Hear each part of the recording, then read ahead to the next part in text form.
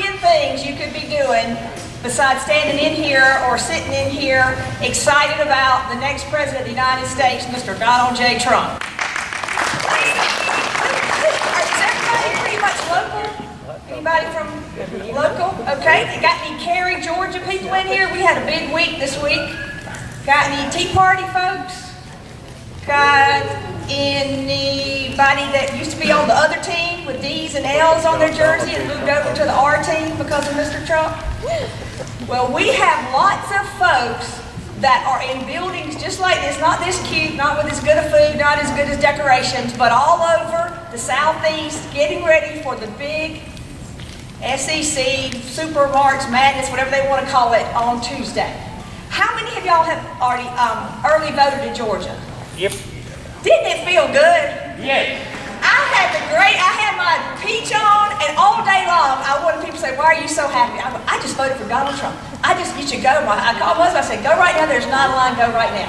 So it was really the first time in a long time I have, I'd say pull the lever, but you know, it's all computer. I have voted for the president and felt really good about it.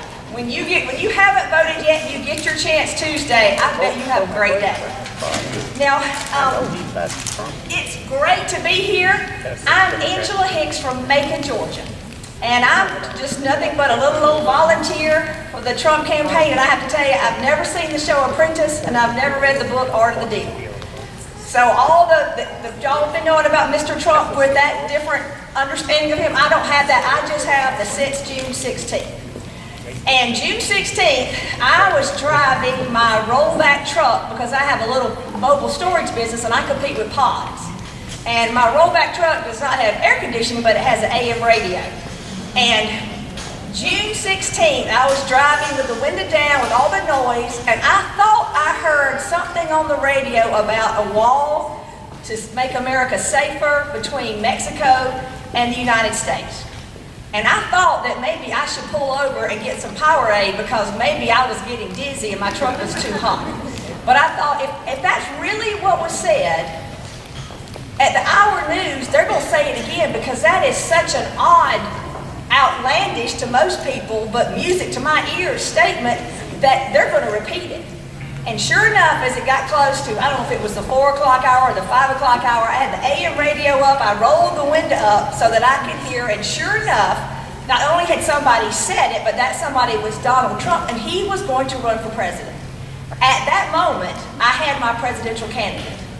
If in his world of millionaires and billionaires and private jets, he could figure out, just like we all see, the cost of unchecked illegal immigration on our state programs, our hospitals, our schools, and our law enforcement folks, when we've got to hire somebody to sit beside a client or a customer or a patient just so that they can translate for them, that does not add any value to what you're doing. It just costs, it's redundant cost, it costs twice as much. Now my twins are juniors at Georgia, and I was up there, and you know how mama shows up, everybody's hungry, and you gotta take them to lunch. One of my daughter's friends at lunch is in education, and she is student teaching, and she loves it, and she was told by her advisor in high school, look, if you're gonna teach in Georgia, you need to know Spanish. So she's bilingual, and she thought she had all her bases covered.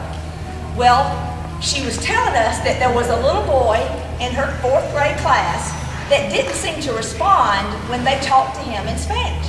And she thought maybe it was her accent, so they brought in another bilingual teacher to work with. Well, it took 2 weeks to find out he was Turkish. So now we need a trilingual teacher in the 4th grade that can speak whatever language you need to speak to the Turkish kids. Well, Hancock County, no matter how rich and successful they are, cannot afford to go out and find a one-on-one teacher to sit with this kid in the 4th grade and tell him everything that's being said, because the folks now don't have any reason to learn English when you can push 2 to get another language, and then our government says we have to accommodate everybody that shows up over here. The cost, the expense that is adding to what is already a strained economy, I think we haven't even seen the beginning of. And to know that Donald Trump in the mega world of the super rich had figured that out, and none of the Republicans that I had been voting for and knocking on doors for and calling for were willing to say what he said, it was just like, I don't know if it's Kenny or George, but he had me at the wall. That was it. I knew right then. I told everybody, they're like, he's going to do this, he's going to do that, he's going to do this. He didn't do any of that except do exactly what he said, to work every day, all day long, to make America great. I am delighted. I know you're delighted that at this point in his life, I mean, I don't know how old he is, he's no spring chicken, that he's taking what is healthy time he has and volunteering and being generous to step up in a role that we have no one else on this planet that could step behind the microphone, step with the people, and do the things he's done and said. I am so excited about what we're going to see once we get him in that office. Now, don't be fooled. The biggest impediment an elected Donald Trump is going to have as president to doing what he knows should be done that will be good for us, y'all know what it is? The Democrat Congress, the Republican Congress and the Republican Senate. There's that old joke about the guy that plays with his friend golf every Saturday, and he comes in from his Saturday golf and he's all got grass stains and mud, and he doesn't look like he usually does after golf. And the wife said, "What happened?" He said, "Oh, it was a terrible day." She goes, "Well, what made it terrible?" He said, "Joe had a heart attack on the third hole." And she goes, "What'd you do?" He goes, "Hit the ball, drag Joe. Hit the ball, drag Joe." He goes, "It was terrible." I'm telling you, when we hit the ball out of the park and we elect Mr. Trump, the people that we have to drug to do what he knows to do will be a Republican Senate and a Republican Congress.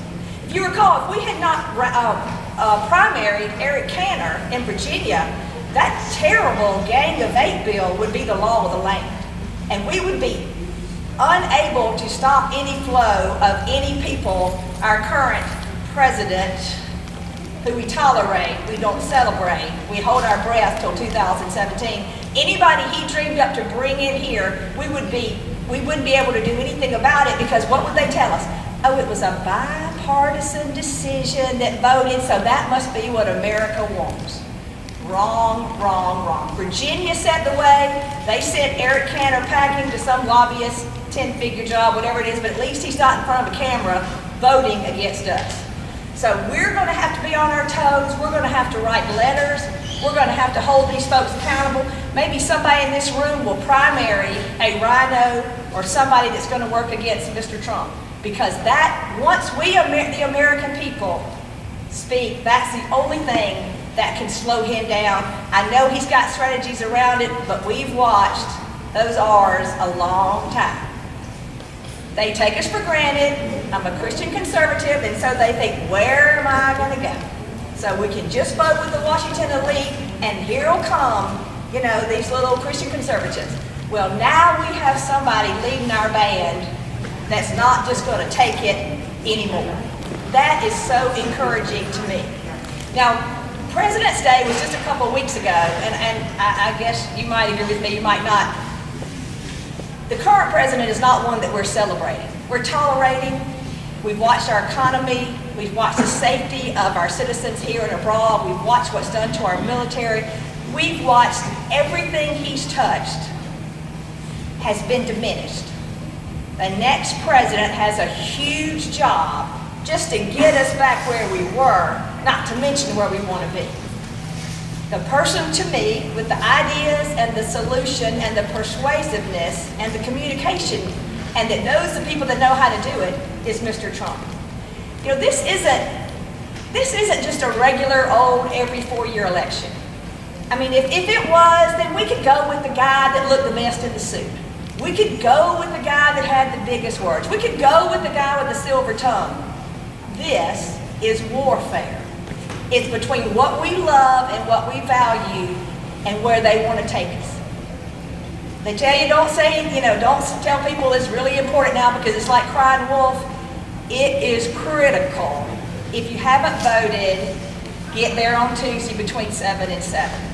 This might be our last good chance to save America behind Donald Trump. Now, I have to tell you, and I'm leaving my camera on so they'll know in the headquarters that I said this. I will say, I don't love every word that comes out of Mr. Trump's mouth. I sometimes think, like my great-grandmother told me, who was Greek, honey, you get more bees with sugar than salt. Sometimes I think we could maybe dial it back, and maybe occasionally he could sleep at night and put down the Twitter. But I have had to write so many letters to Republican congressmen and senators. Please don't bring the Gang of Eight bill to the House. Please don't. Please don't sign TPP and give Obama any more power over our economy than he's already taken through executive order. Please support the border securities and defund the sanctuary cities. Please don't send Planned Parenthood another penny of mine. And what has happened with all those letters? They did it, the opposite, everything I asked. So I'm fully prepared to sit at my little laptop and write, Dear Mr. Trump, please don't use such mean words. Love, Angela Hicks. If all I've got to change about this president is his words, I put that in the success column because there's so many other things, folks with R's on their sweatshirts and on their t-shirts that I have been so disappointed with.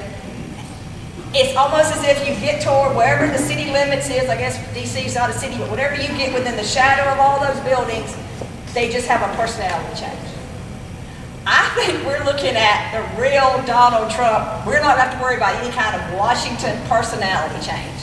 What we saw last week and 3 weeks ago in June 16th, I think we're going to see in 2017, 18, 19, 20, 21, 22, 23, I hope it will go 8 years. Now, I realize that there are good candidates. We probably have had probably the best slate, I'm 58, of candidates that I can recall. Well-spoken, obviously know the issues, know what to say, when to say. You know, a lot of that prep work for permanent, full-time, political class type people. But in spite of how good the field is, my guy's the best on the stage. Now, if my guy, something happens, one of those other folks come in, I will be behind them, but I'll know we lost a great opportunity. And I think Georgia is going to set a tone on Tuesday that that lost opportunity is not going to happen, that it's full speed ahead. I don't know about y'all, but when I woke up in those Nevada results, I mean, I've been to Las Vegas one time.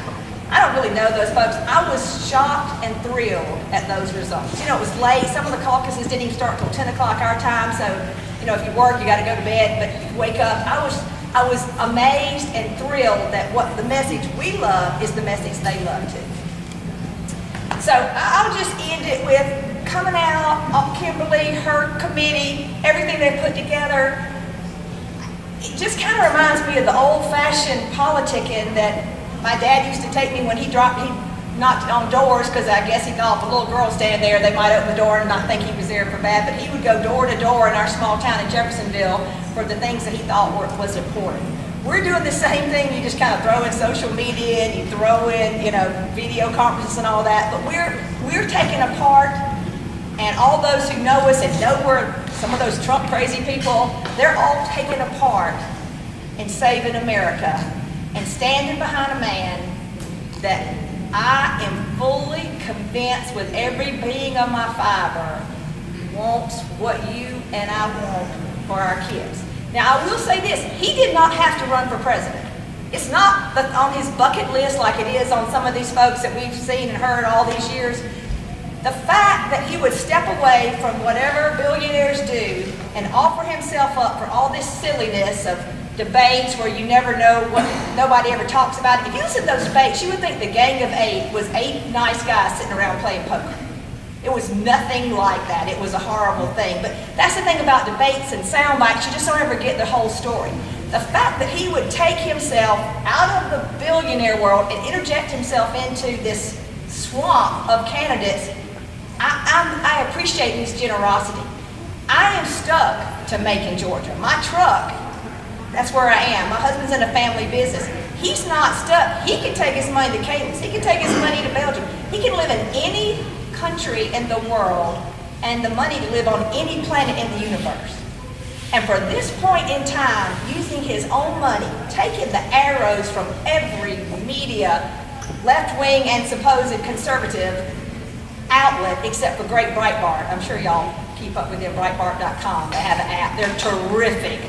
If you used to have Fox News as your screensaver, you might want to make Breitbart, but that's a side note. The fact that he would leave whatever he and that beautiful wife and those great children of his could be doing to lead us, I appreciate that generosity and gift in time, and there's really nothing, I think you agree, that between making phone calls and coming out like this and blowing up balloons and cooking hot dogs, there's really nothing that I won't do to try to make sure he's the 45th President of the United States of America. Thank you very much.